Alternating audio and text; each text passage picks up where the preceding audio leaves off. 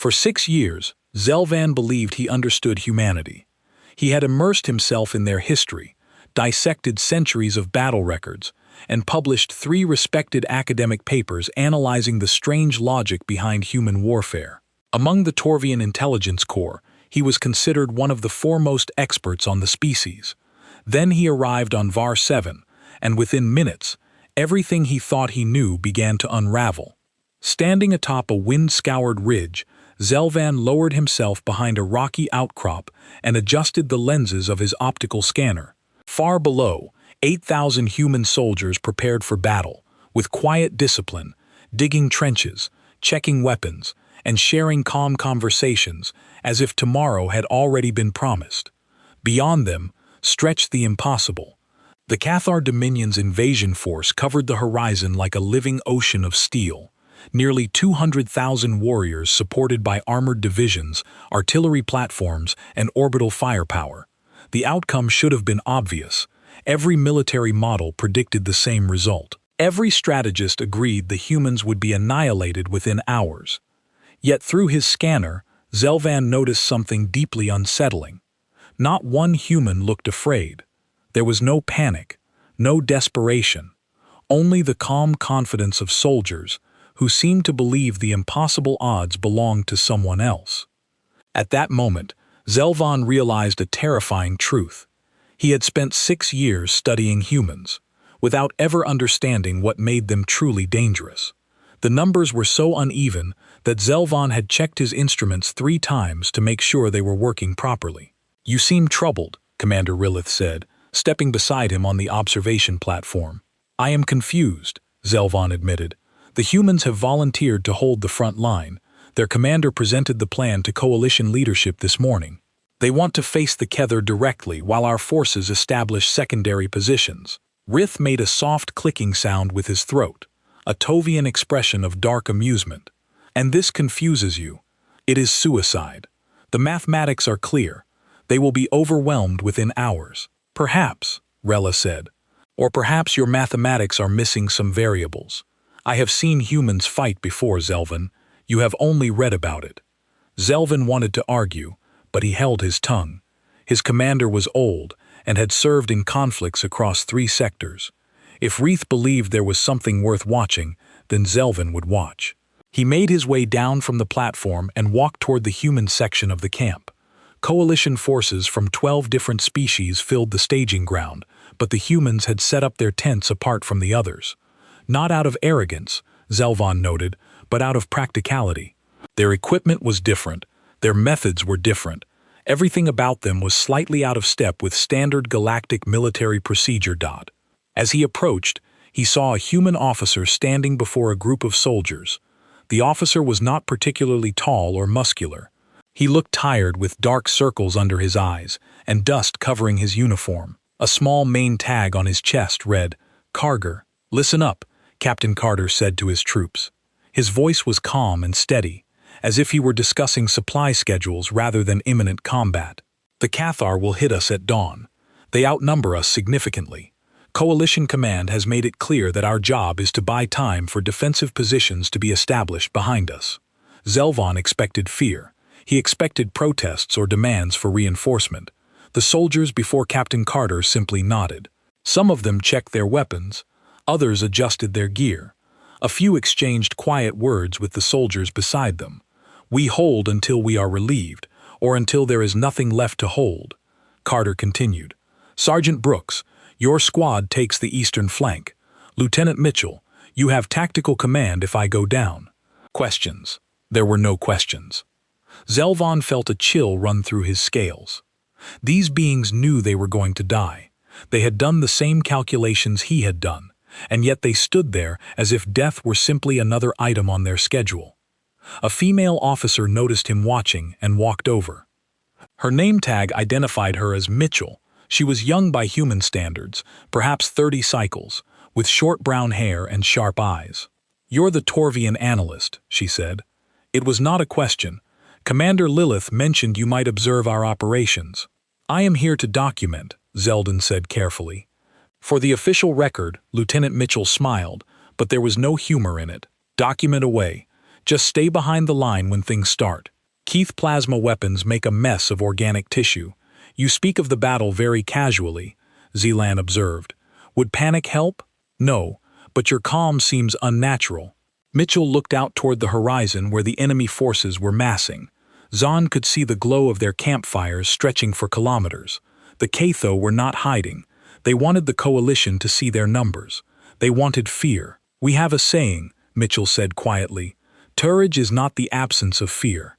It is the decision that something else is more important than fear. She turned back to Zelvan. Every soldier here is afraid. We just have something more important to focus on. And what is that? Each other. The civilians being evacuated behind us. The soldiers from your species and others who need time to prepare. She shrugged. Humans are very good at finding reasons to keep going. That night, Zelvan could not sleep. He walked through the human camp and watched them prepare. Some soldiers wrote letters on small electronic devices. Others sat in groups, talking and sometimes laughing. A few prayed to gods. Zelan did not recognize. He stopped near a supply tent where a young soldier was checking medical equipment. The soldier looked barely old enough to fight with nervous hands and wide eyes. First deployment? Zelvan asked. The soldier jumped slightly, then relaxed when he saw Zelvan's coalition insignia. That obvious? You keep touching your weapon to make sure it is still there. The young human laughed softly. Private Cole, Marcus Cole, and yeah, this is my first real combat. Training is different, you know. Are you frightened? Cole was quiet for a moment. Terrified, he admitted. But Sergeant Brooks told me something that helped. He said that bravery is being the only one who knows you are afraid. Everyone here is scared. We just do the job anyway. Zelvan thought about that long after he returned to his observation post. He had read about human courage in reports and studies. He had seen statistics about their willingness to take risks, but statistics could not capture what he was seeing now. These were not fearless warriors. They were ordinary beings who had chosen to stand in the path of destruction because someone had to dot as dawn approached. Zavon watched the humans take their positions along the defensive line. They moved with quiet efficiency, checking equipment and confirming positions.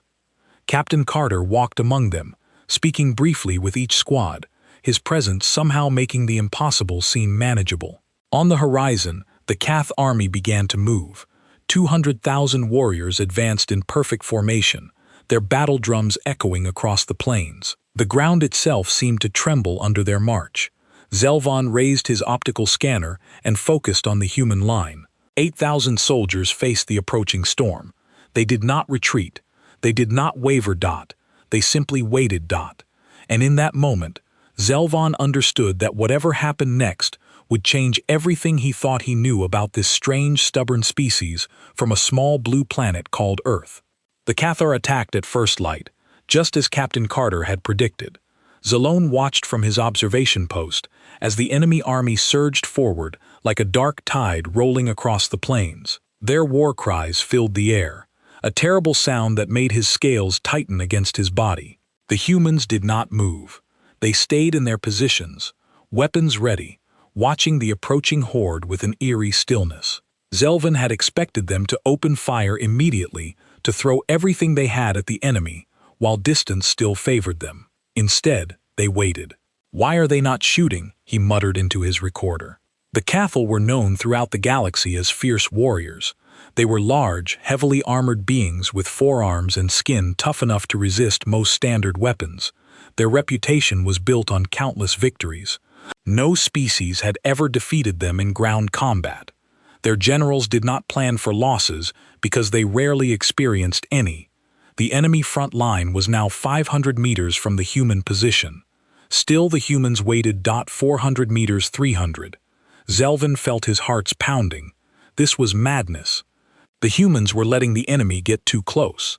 At this range, the Cathar advantage in numbers would be impossible to overcome.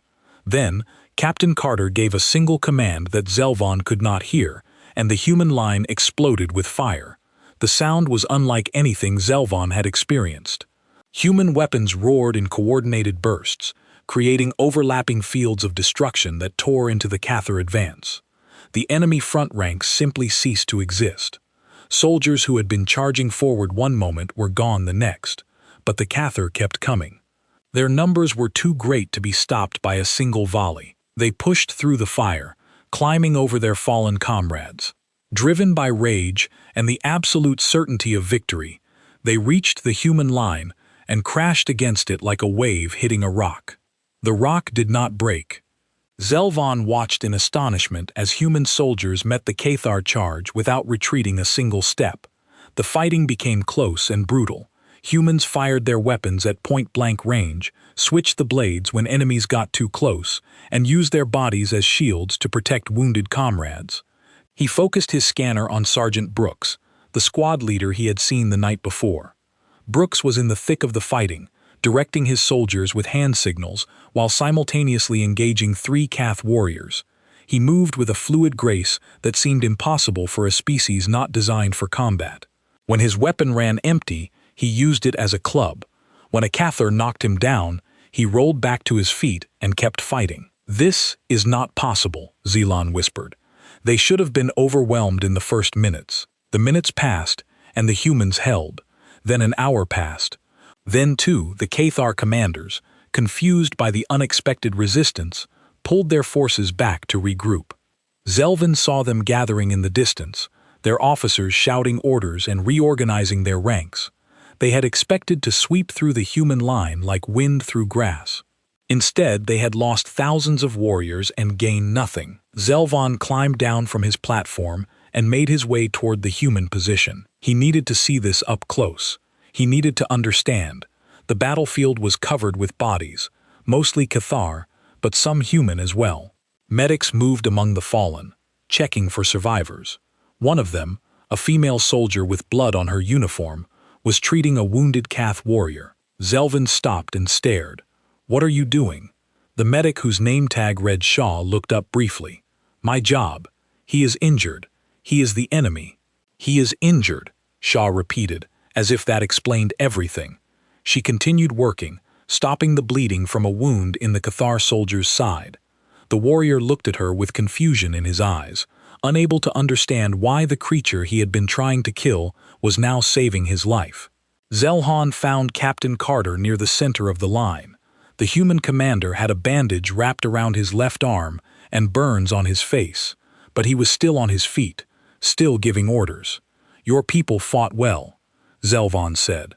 Carter glanced at him. "We are not finished yet. They will come again. You are wounded. You should seek medical attention." After my soldiers are treated, Carter turned back to his troops, checking their positions and supplies. "How does it look from the observation post? Are coalition forces establishing the secondary line?" "Yes, you have bought them significant time." Carter nodded, but there was no satisfaction in his expression. "Good. That is what matters. You knew you would suffer heavy losses. I knew it was possible, and you still volunteered your forces for this position." Captain Carter was silent for a moment. When he spoke, his voice was quiet. "Someone had to stand here, analyst. If we had not volunteered, Coalition Command would have assigned one of the other species. Torvians, maybe, or the Valith. Good soldiers, all of them, but not built for this kind of fighting." He looked out at the enemy forces regrouping in the distance. "Humans are stubborn. We do not know when to quit. That makes us useful in situations like this." "It makes you valuable," Zelvan corrected. Carter shook his head. "It makes us necessary. There's a difference." The second Cathar assault came 2 hours later. It was larger than the first, with fresh troops and heavier weapons. The battle lasted until sunset, a grinding, bloody affair that tested every limit of human endurance. Zelvan watched it all. He documented every charge, every counterattack, every moment when the line seemed about to break but somehow held together. He saw soldiers carrying wounded comrades to safety while still firing at the enemy. He saw officers leading from the front, sharing every danger with their troops. When darkness finally ended the fighting, the Cathar pulled back again. They had made no progress. The human line remained intact. That night, Zelvan walked through the human camp and saw exhausted soldiers eating cold rations and tending to their wounds. Many of them had not slept in over 30 hours. Some would never sleep again. Yet when he listened to their conversations, he heard no complaints. He heard soldiers checking on each other, sharing supplies, making dark jokes about their situation. He heard them planning for tomorrow, as if tomorrow were guaranteed. Lieutenant Mitchell found him near the medical tent. She looked as exhausted as everyone else, with dirt and blood covering her uniform. "Your documentation going well?" she asked. "I do not know how to document what I'm seeing," Shelvin admitted. "My training did not prepare me for this." Mitchell smiled tiredly. "Welcome to war, analyst. Nothing ever prepares you for it. You just survive it and hope you stay human on the other side." Zelen did not fully understand what she meant, but he was beginning to. 3 days had passed since the first battle. 3 days of constant fighting, minimal sleep, and dwindling supplies. The humans had repelled 12 major assaults. 12 times the Cathar had thrown themselves against the line. 12 times they had been pushed back, but the cost was becoming impossible to ignore. Zelvin stood in the field hospital watching medics work on wounded soldiers. The facility had been designed to handle 200 patients. It now held over 600. Human medics moved between beds with quiet efficiency, treating injuries that would have killed most other species. Corporal Shaw was still working, though she had not rested in at least 40 hours. Her hands were steady as she stitched a wound closed on a young soldier's chest. The soldier was unconscious, his face pale from blood loss. "He will live," Shaw said, noticing Zelvan watching. The wound missed his vital organs by centimeters. "Lucky. Is luck a factor you rely upon?" Shaw smiled grimly. "We rely on everything we can get." A communication officer rushed into the tent and spoke quietly with the senior medic. Zelvin saw the medic's face tighten, then go carefully blank. Mad news. He did not need translation to understand that expression. He left the hospital and made his way to the command post. Something had changed.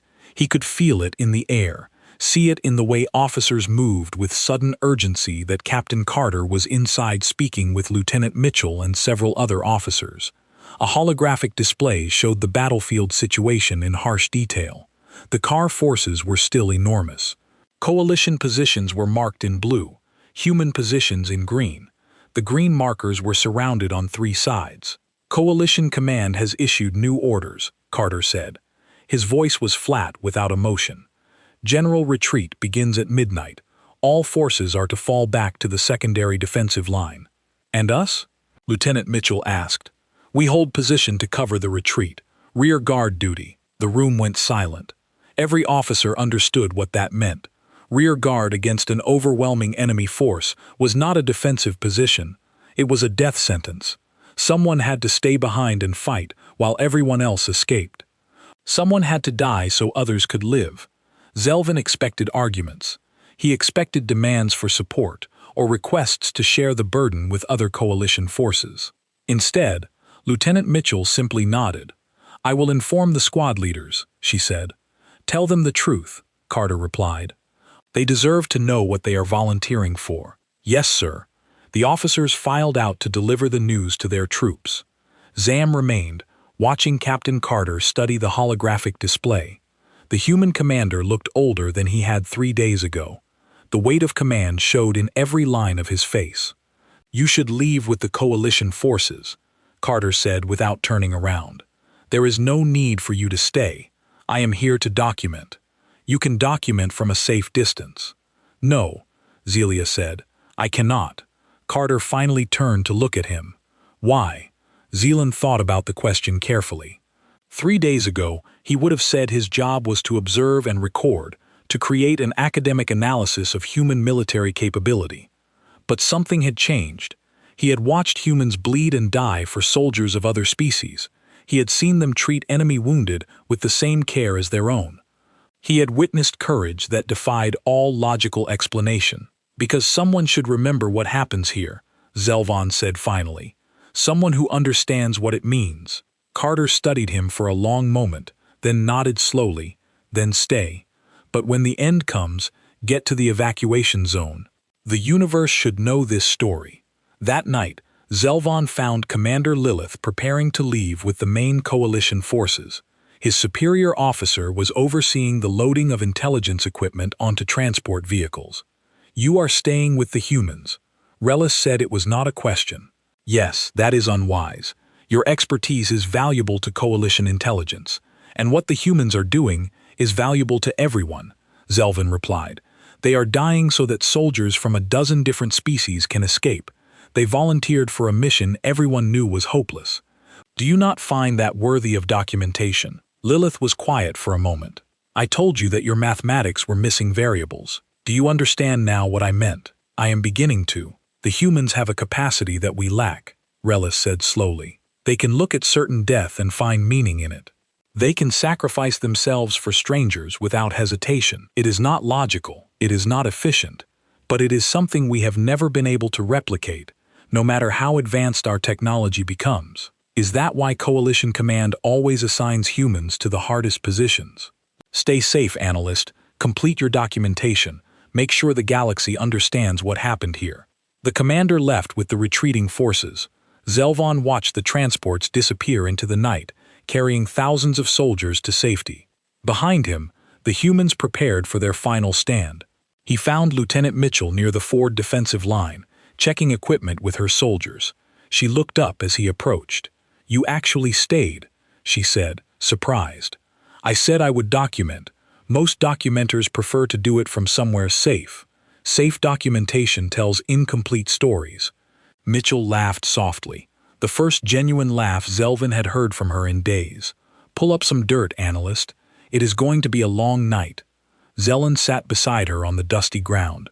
Around them, human soldiers were writing final messages, checking weapons, and sharing quiet moments with their comrades. Some prayed, others simply sat in silence, preparing themselves for what was coming. "Are you afraid?"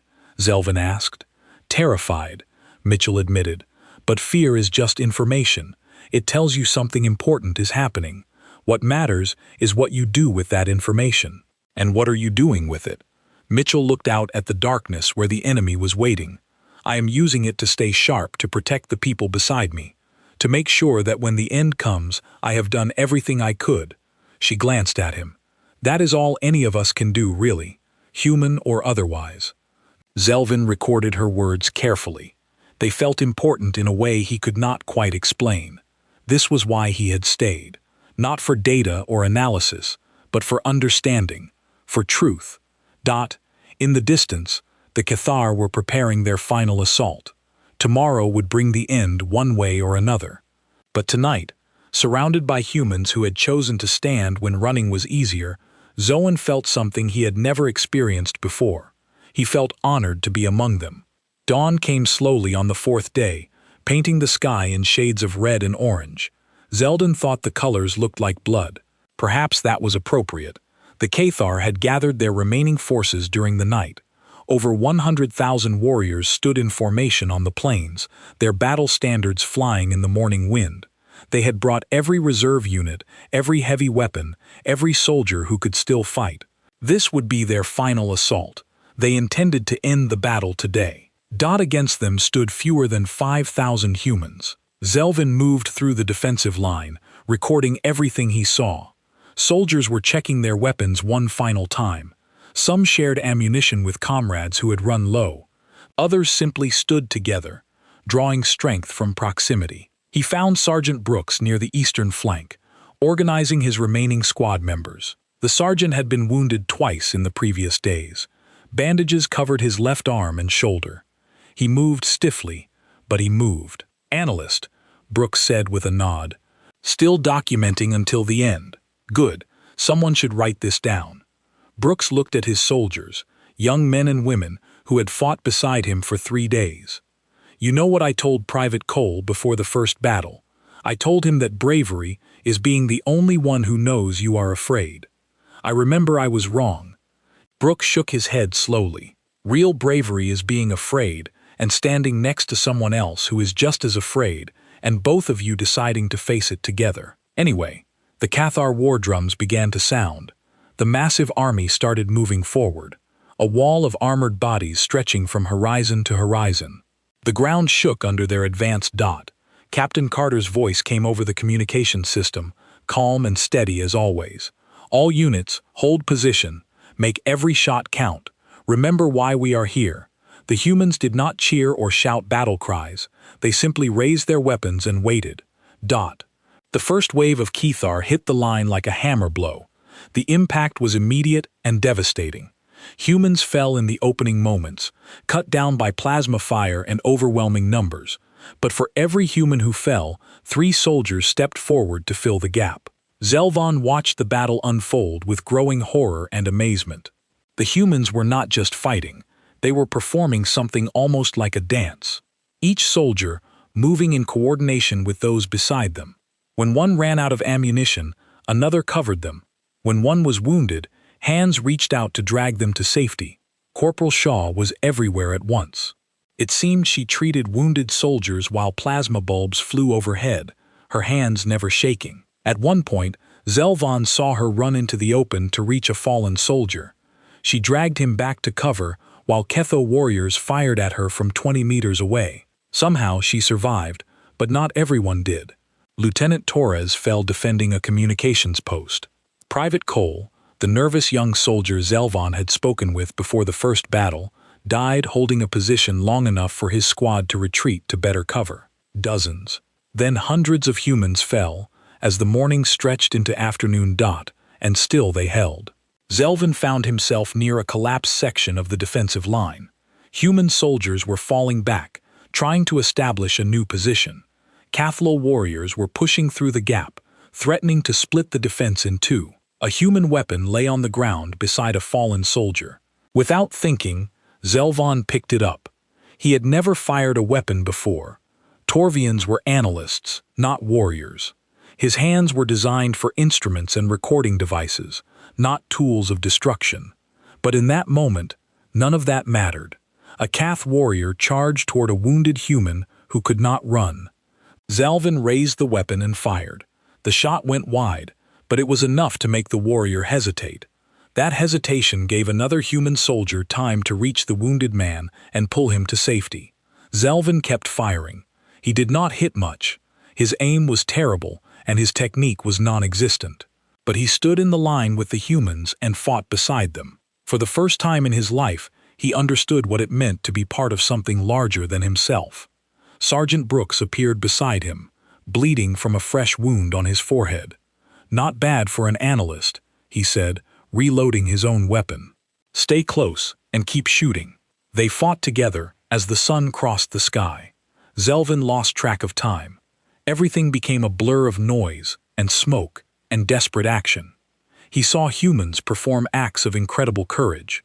He saw them shield each other with their bodies, hold positions that should have been impossible to hold, refuse to retreat even when retreat was the logical choice. He saw Corporal Shaw get hit while trying to save a wounded Cathar soldier. She fell, clutching her side, but continued giving medical instructions to another medic. Even as her own blood soaked the ground as evening approached, the Cathar finally pulled back. Their losses had been catastrophic. The ground before the human line was covered with their dead. They had expected victory and found only death, but the humans had paid a terrible price as well. Zelon walked through the position as darkness fell. Fewer than 2,000 soldiers remained standing. Many of them were wounded. All of them were exhausted beyond anything Zelvan could imagine. Captain Carter sat on a broken piece of equipment, getting his wounds treated by a medic. He had been hit 3 times during the battle, but had refused to leave the line. His face was pale from blood loss, but his eyes were still alert. "Tomorrow they will come again," Carter said quietly. "We cannot survive another assault like that." "Then what will you do?" Carter looked at his soldiers, the tired and wounded survivors of 4 days of impossible fighting. "We will stand here anyway. We will make them pay for every meter, and when we fall, the galaxy will know that humans do not surrender." Zelon sat down beside him. His borrowed weapon was empty, and his hands were shaking with exhaustion. "I finally understand your fame," he said. "Our fame. I read about humans before coming here. Every report mentioned your reputation as warriors. I thought it was exaggeration, propaganda." Zelvan shook his head. "I was wrong. But it is not your skill in battle that makes you famous. It is your refusal to stop, your ability to find meaning in hopeless situations." Carter smiled tiredly. That is just stubbornness. No, Zelon said, it is something more, something I do not have a word for in my language. They sat in silence as the night grew deeper. Around them, human soldiers prepared for what everyone believed would be their final stand. They did not weep or despair. They simply checked their weapons, tended their wounds, and prepared to fight one more time, because that was what humans did. The fifth dawn brought clouds that blocked the sun and turned the sky gray. Zahn thought it fitting. The universe itself seemed to be mourning what was about to happen. Fewer than 2,000 humans remained. Many could barely stand. Their ammunition was nearly gone. Their defensive positions had been reduced to rubble and bodies. Medical supplies had run out the previous evening. Yet when Zelvan walked among them, he saw no despair. Soldiers helped each other to their feet. They shared the last of their water. They made quiet jokes about their situation, finding humor in places Zelvan could not understand. Doc Captain Carter gathered his officers for a final grieving. His wounds have been treated as well as possible, but he moved with obvious pain. His voice, however, remained steady. The Cathar will attack within the hour, he said. We have enough ammunition for maybe 30 minutes of sustained fire. After that, we go to blades and bare hands if necessary. He looked at each officer in turn. It has been an honor serving with all of you. Lieutenant Mitchell stepped forward. The honor has been ours, sir. The officers dispersed to their positions. Zelvan followed Captain Carter to the center of the line where he could observe the entire battlefield. The Cathar army was assembling again, smaller than before, but still overwhelming. Perhaps 50,000 warriors remained. Against them stood humanity's final 1,800 soldiers. You should go to the evacuation point, Carter said. Coalition forces will send the rescue team once we fall. You might make it. I will stay. Carter did not argue. There was nothing left to argue about. The Cathar began their advance. War drums echoed across the plains. Battle cries filled the air. The final assault had begun. Human soldiers raised their weapons. Some had only a few shots left. Some had none at all. They would throw rocks if they had to. They would fight with their teeth and their fingernails.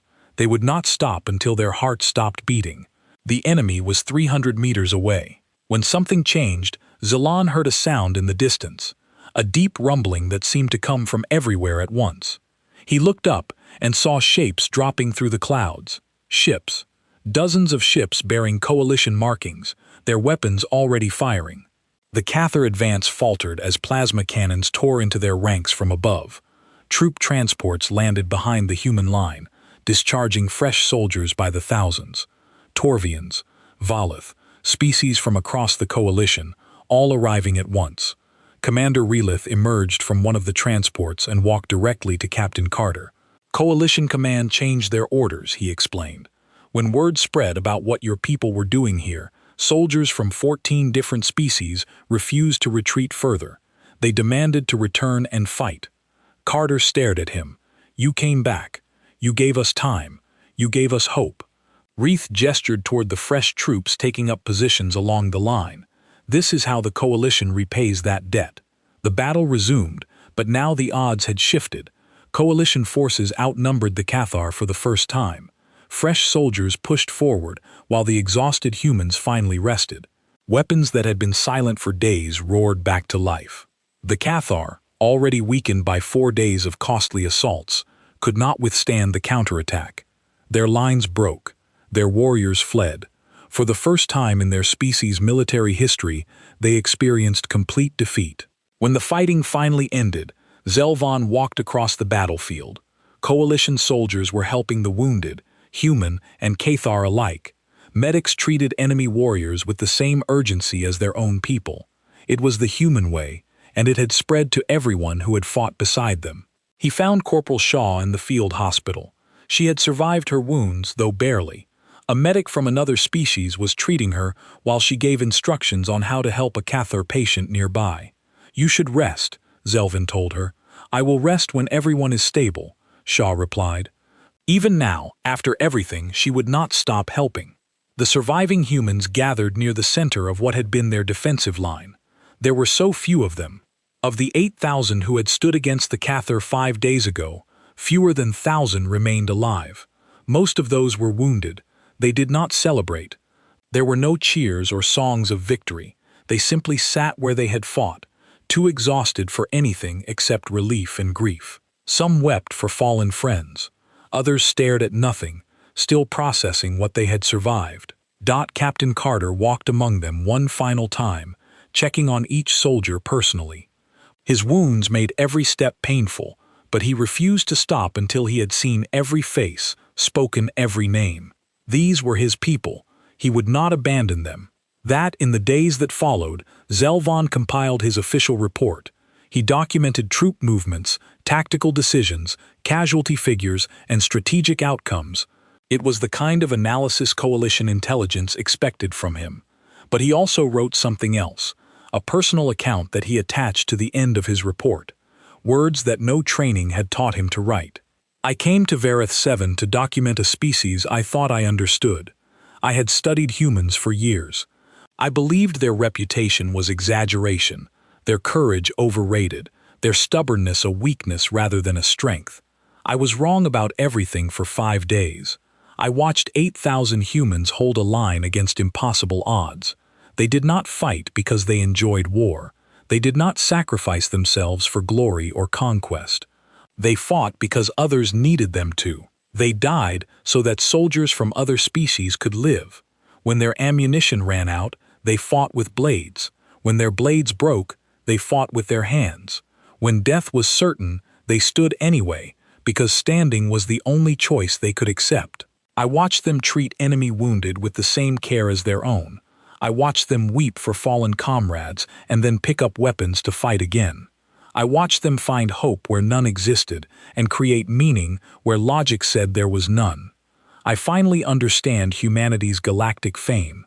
It is not built on victories or conquests. It is built on what they are willing to sacrifice and what they refuse to become even in the darkest moments. They are not the strongest species in the galaxy. They are not the smartest or the most advanced, but they may be the most human, if I can use that word for what I mean. They carry the weight of every life, enemy and ally alike, and somehow find the strength to keep standing. I am honored to have stood beside them. Zelvan submitted his report and walked outside. In the distance, human soldiers were helping rebuild a destroyed village. The same hands that had held weapons now held tools.